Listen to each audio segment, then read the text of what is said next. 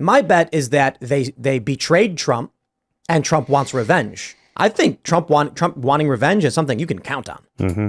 Yeah, see, I'm actually, this has surprised a lot of people, but I plan to vote for Trump currently, even though I've been one of his largest critics for how he handled lots of things. But I don't necessarily see him actually fixing anything or beheading, figuratively beheading a lot of his past appointees. I just think he's going to drive people crazy, and that's enough for me. Like, just to drive the liberals insane and make everybody mad. Definitely going to drive people crazy. I don't think the deep state will let him win. I don't think they can't stop him. Well, if they have proprietary voting machines, they can stop anyone. They didn't stop him in 2016. I know, and they realized their mistake, and then they stopped him. He was stopped in 2020. We should say. I think Republicans screwed up in 2020. I think Republicans were in on it. It was Republican legislatures in certain states who were passing these universal mail-in voting laws. In Pennsylvania, they're the ones who helped Democrats bypass their own constitution. So I'm not worried about the deep state. I'm worried about the Republican Party. But I think if Donald Trump and his supporters recognize the threats when it comes to these shady or illicit voting strategies, which were done legally, by the way, I call them shady. If they recognize that, and Trump seems to be, Trump's going to win. And they know it. And look, I think it's plainly obvious. They would not be indicting him unless it was possible for Trump to win. If they knew they could control voting machines and they could do all this, they would not go anywhere near Trump. They'd be like, oh, geez, oh, no, here's Trump. It wouldn't matter who ran. They'd say, please run. Get all your supporters riled up. No. They are so desperate to stop him. They're talking about indicting him in Georgia next week. They are throwing everything and the kitchen sink at him in a desperate bid to stop him because they're not confident they can.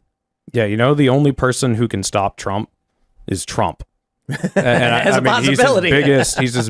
He's his own biggest hindrance. And I mean, in 2020, regardless of all the things you're talking about, Trump was just, he was running an awful campaign. In 2016, it was great.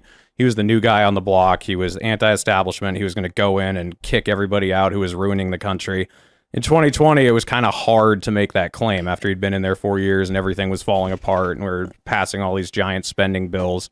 So I think it's really on him, if he wants to win, is to really, listen to his base and try to understand what they're empathizing with him on. Because over the last couple of years, he's been a little bit off, like he's cheering on stuff that they didn't support, and he's even getting booed at rallies occasionally. And when he did his CNN town hall, I saw the old Trump kind of come back when he was pushing back, I forget her name, to the CNN interviewer there, and he was making all the jokes that he had made in 2016. He was talking about how we need to end the war in Ukraine. I was like, okay, this is the 2016 Trump that can win an election. So I think it's really up to him if he wants to win. I agree. I don't want to push my hopelessness on you, but there's no way. There's no way that the deep state that will not stop that guy. There's no way. It's just funny that it's like in 2016 he won, and it's like he can't win. It's impossible. But he did win. Yeah, but he won because they weren't expecting it. They made sure Bernie Sanders wasn't able. What do you mean they weren't expecting it, though? They propped him up. They thought he was going to lose to Hillary. They got rid of Bernie because they wanted Hillary, and they got an easy opponent in Trump, and then they saw their mistake, and they're like, we can never make that mistake again with Donald Trump. I think anybody who's telling you that Trump can't win is actively trying to sabotage our path out of this. Anyone saying he can win and fire everybody and save the world is also leading you down a dark path. Yes. No, not the solution. I completely disagree. Yeah, it is our only solution. The FBI just raided a guy's house who was threatening death, and they killed him. The solution's in the private sector. It's not these politicians. The solution to the weaponization of government? Private sector. We need control of our social media.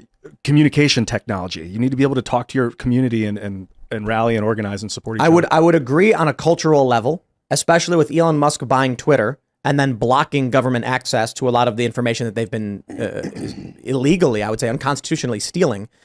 But we have got deeply corrupt individuals who are weaponizing government now. The stories that I introduced today, not even all of them, the FBI was systematically going after Catholics. They're criminally charging people who are walking on a lawn in D.C.